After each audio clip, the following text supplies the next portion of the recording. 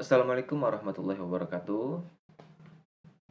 Alhamdulillahirabbil alamin wa bihi nasta'in wa la umuri dunya waddin wassalatu wassalamu ala asrofil anbiya'i wal mursalin wa ala alihi wa sahbihi ajma'in. Amma ba'du. Alhamdulillah, puja dan puji syukur kita selalu curahkan, kita selalu limpahkan kepada Allah Subhanahu wa taala karena atas berkat rahmatnya kita bisa mempresentasikan jurnal kita secara online, dan juga salawat serta salam kita selalu curahkan kepada junjungan kita, yaitu Nabi Allah Muhammad SAW.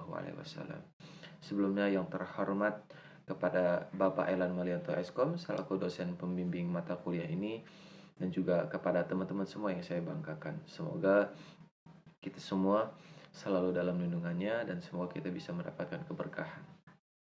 Baik, sebelumnya izin memperkenalkan diri. Kita dari kelompok 4, dan di sini izinkan saya juga untuk mengenalkan nama-nama kelompok dari kelompok 4. Yang pertama tentunya saya sendiri, Ahmad Jaka Munadi. Di sini saya sebagai moderator. Dan yang kedua itu ada Rizky Priyamulyana. Dan yang ketiga ada Nurul Uyun. Yang keempat ada Agung Fatahillah. Yang kelima adalah Mudin. Dan yang keenam yaitu ada Miskana. Jadi itulah nama-nama dari kelompok 4. Nah, pada kali ini di sini kita akan mempresentasikan tentang jurnal nasional yang bertemakan Sistem Manajemen Database Satuan Kerja Pegawai Fakultas Ilmu Komputer dan Teknologi Informasi. Baik, tidak usah berlama-lama lagi. Langsung saja saya serahkan untuk presentasi yang pertama, yaitu kepada Rizky Priyamulyana. Kepadanya saya persilahkan. Baik, nama saya Rizky Priyamulyana. Saya dari kelompok 3 ingin mempresentasikan tentang Sistem Manajemen Database Satuan Kerja Pegawai Fakultas Ilmu Komputer dan Teknologi Informasi. Pendahuluan, di era globalisasi ini, kemajuan dalam segala bidang dapat kita rasakan, khususnya dalam bidang teknologi informasi dan komunikasi. Kemajuan yang sangat pesat dapat ditinjau dari banyaknya perangkat dan aplikasi dengan inovasi yang baru yang bermunculan seperti perangkat keras, hardware, dan perangkat lunak, software. Kemajuan juga ditandai dengan perkembangan kualitas sumber daya manusia, yaitu brainware. Untuk tujuan penelitian ini adalah untuk merancang dan menerapkan sistem manajemen database satuan kerja pegawai yang dapat memudahkan manajemen kinerja pengelolaan dosen Fakultas Ilmu Komputer dan Teknologi Informasi di Universitas Mula Warman di Samarinda. Baik, itu saja yang saya sampaikan. Saya serahkan lagi kepada moderator. Saya ucapkan terima kasih. Baik, terima kasih kepada moderator yang telah memberi saya kesempatan untuk memaparkan materi selanjutnya, yaitu batasan masalah. Untuk mempermudah dalam merancang dan menerapkan sistem manajemen kinerja pengelolaan dosen tersebut, maka penulis membatasi masalah penelitian. Yang pertama, laporan SKP dosen yang berfokus berdasarkan Peraturan Pemerintah Nomor 46 Tahun 2011 tentang penilaian prestasi kerja pegawai negeri sipil dan Peraturan Kepala BKN atau Badan Kepegawaian Negara Nomor 1 tanggal 3 Januari 2013. Yang kedua, hanya untuk dosen. Metode penelitian, waktu dan tempat pelaksanaan pada tanggal 9 Mei 2016 sampai tanggal 15 Agustus 2016. Adapun tempat pelaksanaan penelitian dilakukan pada Fakultas Informasi dan Komunikasi Universitas Mula Warman di Samarinda. Metode penelitian yang dilakukan yaitu teknik pengumpulan data. Yang pertama, wawancara.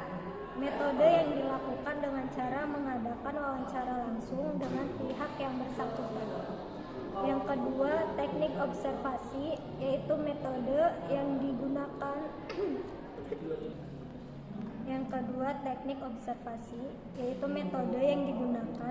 untuk memperoleh data dengan cara mengadakan pengamatan terhadap objek penelitian dan pencatatan secara sistematis terhadap suatu gagasan yang diselidiki.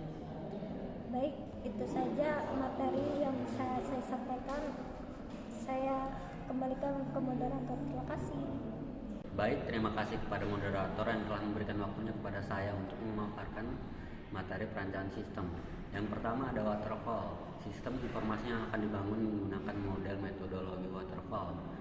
Waterfall untuk digunakan menganalisa data ini, suatu proses pengembangan perangkat lunak berurutan, di mana kemajuan pandangan sebagai terus mengalir ke bawah seperti air terjun, melewati fase-fase perencanaan, permodelan, implementasi, konstruksi, dan pengajuan. Yang kedua ada diagram alir data, suatu diagram yang menggunakan notasi untuk menggambarkan arus dari data sistem, yang penggunanya sangat membantu untuk memahami secara logika, terstruktur dan jelas. Tujuan dari DAD adalah memberikan indikasi mengenai bagaimana data ditransformasikan pada saat data bergerak melalui sistem. Baik, terima kasih. Saya kembalikan ke moderator. Senyum dulu. Baik, saya ucapkan terima kasih kepada moderator yang telah memberikan waktu buat saya untuk memaparkan tentang perancangan sistem. Oke, baik. Tadi teman saya sudah menyampaikan tentang perancangan sistem. Nah, di sini saya akan memaparkan terkait gambar di perancangan sistem.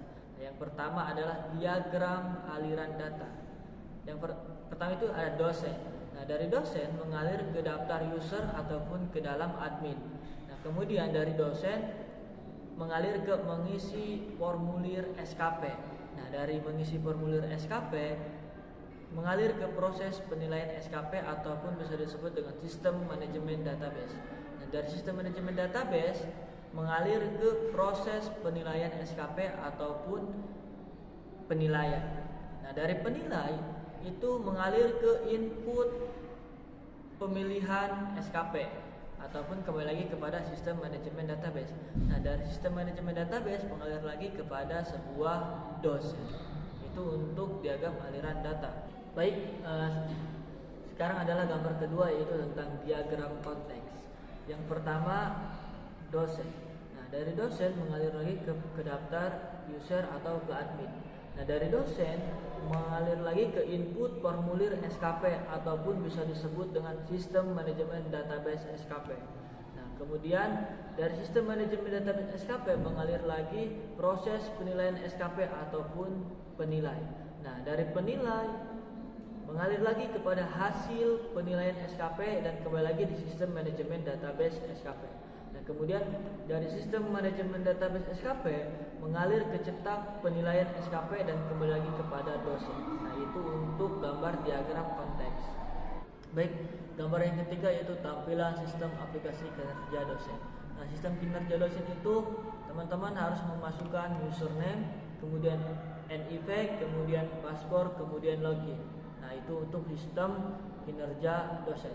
Kemudian gambar yang keempat yaitu tampilan aplikasi kinerja login. Nah, untuk SKP FKTI di atasnya ataupun nama penilai. Nah, pertama itu ada menu utama, kemudian ada data dosen, formulir SKP dan hasil SKP-nya. Kemudian ada kolom persetujuan, kemudian ada kolom persetujuan SKP ataupun hasil SKP, kemudian logout. Nah, di samping kanannya itu ada pertama ada informasi, kemudian ada selamat datang dosen, dan kemudian login terakhir. Tampilan gambar yang kelima yaitu tampilan aplikasi sistem kinerja atau menu utama. Nah, di kolom pertama SKP FKTI, user, sync password, logout ataupun admin. Nah, di kolom kedua itu information, selamat datang admin, kemudian login terakhir. Demikian dari saya serahkan kepada moderator. Terima kasih kepada moderator yang telah memberikan kesempatan kepada saya untuk memaparkan kesimpulan dan saran. Kesimpulan 1. Perancangan menghasilkan sebuah aplikasi web sistem kinerja dosen yang diharapkan dapat membantu bagian kepegawaian untuk mengarsipkan hasil kinerja dosen yang ada. 2. Aplikasi ini memiliki fungsi dasar sebagai sebuah sistem pengelolaan kinerja dosen dalam melakukan tugas yang diamanatkan kepada para dosen-dosen yang berada di dalam lingkup kampus dan sebagai tolak ukur kinerja dosen tersebut. 3. Sistem pengolahan kinerja dosen ini membuat proses penilaian mengenai kinerja dosen menjadi lebih detail, efisien, dan akurat. Saran: 1. Sistem komputerisasi ini diharapkan dapat memacu dalam pengembangan sistem pengelolaan kinerja dosen yang akan datang, sehingga dapat membuat sistem yang lebih baik lagi dan dapat dikembangkan.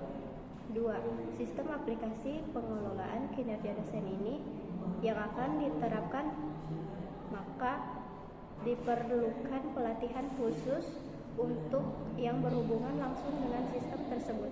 Baik, alhamdulillah itulah presentasi dari kelompok 4 yaitu mengenai jurnal nasional ini. Semoga apa yang disampaikan oleh kita bisa bermanfaat tentunya untuk teman-teman semua dan terkhususnya itu untuk kita sebagai presentasinya. Baik, untuk teman-teman saya akhiri, kurang lebihnya mohon maaf. Wabillahi taufiq wal hidayah. Wassalamualaikum warahmatullahi wabarakatuh. Dan jangan lupa di like, di komen, di share, dan juga di subrek. Oke, see you guys.